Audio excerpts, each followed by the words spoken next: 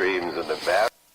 You're listening to Night Dreams Radio with Gary Anderson. Hey, that is me. Boy, I'm sorry we're a little late tonight. Wow, had a little equipment meltdown.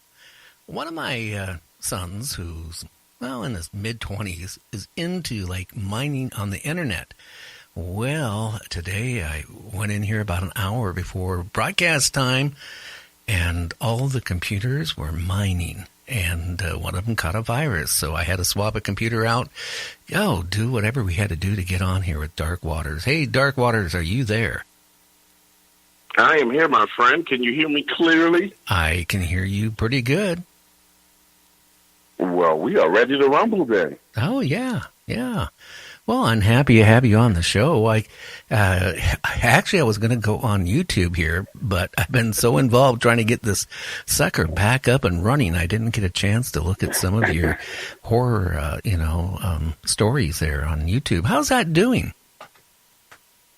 Well, it's doing fantastic. YouTube itself sucks because YouTube is a censoring mechanism, but the Dark Waters brand is doing fantastic. I started about 2.5 years ago, built a substantial audience that I call the Dark Waters family.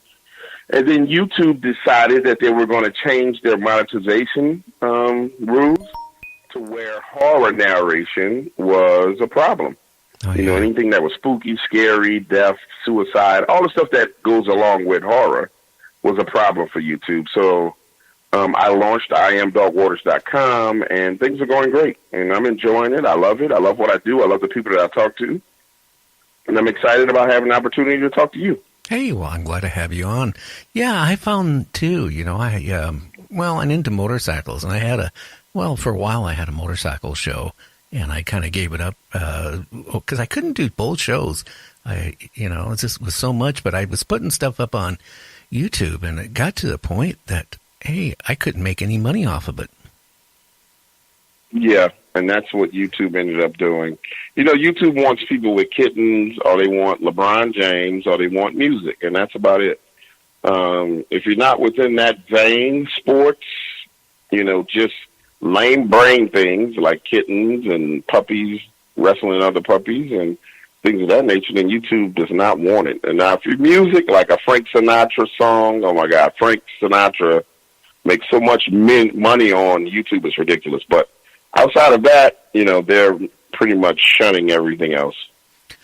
Well, they're going to shoot themselves. Even Facebook, that has totally changed. I run a motorcycle club on Facebook, and I've been having nothing but problems with that. But you know what? Running my show, running any promos, even, because I have my own personal thing on Facebook, and then I have one for the network, and then I have one for the show.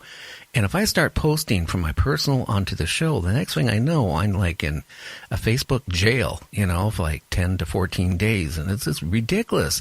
But the funny thing is, like on the business one for the station, if I promote, like who's going to be on the show, they want money now.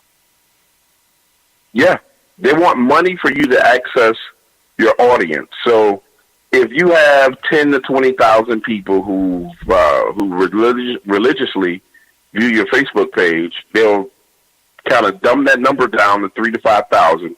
And if you promote to them, they'll give you access to your 20,000. Trust me, I know it very well. How long are you in like a motorbike club? How long have you been riding motorbikes? Oh, I've been on motorcycles for 46 years. Wow. Yeah, long time. That's amazing. I only crashed one time, and that was last September, and I'm still kind of recovering from it. But the funny thing is, the day I crashed, after all those years never crashing, I met another old-timer. Me and my wife were out for a ride. We stopped in a cafe, and here's another old biker, right? And he was telling me, well, how many times he crashed. And he looked at me, and he goes, well, how many times you crashed? I go, I've never crashed. He goes, well, how many miles do you ride a year? And I go, I said, maybe 16 to 18,000. And he goes, you never crashed.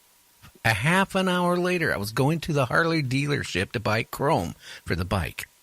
Guess what? I crashed. Yeah, that's some bad juju he gave you, my friend. That's some real bad juju. You know, and that reminds me of a story. I ended up talking to a gentleman who was a part of a motorbikers club or a biking club. And I'm not going to say the name of the club because they're not necessarily the best guys in the world. But he ended up having a Bigfoot encounter because of some of the activities that his biking club would do. And make a long story short, when he first went to join the club, he had to have a certain amount of money because he needed to buy his bike, and they had to have Harleys. And not only did he have to have the Harleys, he had to pay a fee, which was a membership fee, which was, once he told me about it, it was an astronomical fee. Oh, wow. And so he did some nefarious things that involved some dirty cops, right? He ends up getting the money and joining the club, but right after he did this job to get the money, some of those cops ended up getting murdered. Now, I'm going to stop right there and pause because I have a rule when it comes to, like, street stuff and stuff like that. I don't give too much information because it's called dry snitching, and I don't snitch. But I'll say some of those dirty cops that he went and dealt with ended up getting murdered. He didn't hurt anybody. He didn't harm anybody. But a week or two after he did it, they ended up getting murdered. So, of course, the police cracked down looking for the murder of cops. And if you ever know anything about police officers and just the tenacity that they have when they lose one of their own, they don't care if the guy was dirty or if he was clean. You know, you murdered a cop or somebody murdered a cop, they're looking for him. He ends up having to lay low, and he goes to this cabin in the woods all alone by himself. And so he's there for like 2 months. The first month he's there, everything is cool. He checks back in with his friends, and they're like, yeah, you know, they're looking for you, and some of the other bikers are talking, and your name came up, bada bing, bada boom. You need to, like, just lay low. Chill. Don't come out. Yeah. He runs out of supplies, goes into town, gets the supplies, comes back, and on his way back, he parks his bike, goes back into the little cabin, and he sees something moving past the window. And he's thinking, okay, well, they found me. Either, you know, the police found me or somebody found me. So he sneaks out of the back door and tries to look around. And he sees what he thinks is a guy standing in a tree line not too far away. And so he's going to sneak up on him. He's like, okay, they're spying on me. I'm going to find out what's going on. Well, he sneaks up from the backside and gets to this area. And what he told me is, he's like, yo, James, he's like, you know, you're not going to believe this, but it was a Sasquatch. And I was like, Sasquatch? He's like, really? I'm like, really? He's like, yeah, it was a Sasquatch. And he's like, it's taking a leak. And he's like, this thing is holding an aerosol spray can in his hand and taking a piss. I say, well, what did you think? He's like, bro, I'm standing there looking at this and, like, freaking out because I don't know what I'm seeing. And it looks up, sees him, because he steps on some leaves. And he makes a little bit of noise. It looks up and sees him, and it turns around and it walks off. But he can't leave. He literally cannot go anywhere where he can be seen because, I mean, he's that hot. You know, anybody who's listening to me who knows about some real street stuff, when you get hot, you really get hot. Like, yeah, you can try gotta it, lay low. yes. And so he's pretty much stranded there. And over the next couple of days, he has them surrounding him in the house, has them walking on the roof. All kinds of crazy stuff. So finally, it gets to the point that where he gets uncomfortable. And he's telling me the story. I'm like, bro, you know, this sounds like something I may have seen on Sci-Fi. And he gets angry. And this is one of the things that people don't know about, you know, when I assess the stories and get stories from people. I intentionally kind of aggravate people sometimes just to see their response, right? So I start, like, poking at them, you know, like, this sounds like something on Sci-Fi. And I'm not using real friendly language and real, you know, kosher language, because this guy's really, really, really, you know, one of those alternative type personalities. He's a tough guy. And so I'm just talking like I would talk to any one of my friends that's in that world. And I'm like, I don't believe this. You know, you sitting here playing. He's like, look, I'm not lying to you. And if I was going to call you to lie to you, you know, why would I go through all this trouble? You know what I'm saying? He's like, you can call people and they'll verify and vouch for me. So give me a couple of numbers or whatever. I call people to verify that, you know, he's not lying. I'm like, okay, so what happened next? And he's like, listen, I'm in there. These things keep on surrounding the house, and they keep on kind of showing themselves to me. Or it's really not a house; it's more of a cabin. And he's like, they keep showing themselves to me. So I get to the point where I'm uncomfortable, and I decide I'm gonna go to Houston. So he ends up leaving, and while he's driving away down this little dirt road to get to the highway, he ends up looking through the mirror, and he sees not only one where he parked his vehicle, like right where he parked his vehicle, there's one standing there, like literally where he got in the driver's side door. There's another one on the side of the house, and there's a smaller one on the roof. And so he was surrounded by Sasquatches or Bigfoot. And I said, well, bro, how did that make you feel? He was like, man, I don't know why they didn't come in the house and do me anything. I felt like they just wanted me to leave, so I left. And he said that was the best thing I could do. Now, he ends up getting to Houston and goes to one of the strip clubs, and there's a raid at the strip club. And he ends up getting caught up in that raid, and then he ended up having to do some time and going to jail for a little while. But it wasn't for the incident with the police. It was just for some other stuff that he had some warrants for. But it's crazy the type of calls that I get for the paranormal. It ranges from like Bigfoot to Dogman to Black Eye Kids to people riding in a car down a lonely highway, and there's a woman that appears in their backseat. I mean, it's absolutely crazy the type of calls that I get, man. I love doing this still, Gary. I tell you, I love it because no other profession can you be in that you would just meet such a diverse group of people. You know what I'm saying? Like, I talk to people from all over the world, and it has really changed my life because of the simple fact that I get to talk to people and I get to build relationships with people all over the world. And what I've discovered is that we're all the same. You turn on the news and they got all those racist this person's dad, this Republican, this Democrat. But when you get to the bottom of it, man, we're all the same. We want the same things.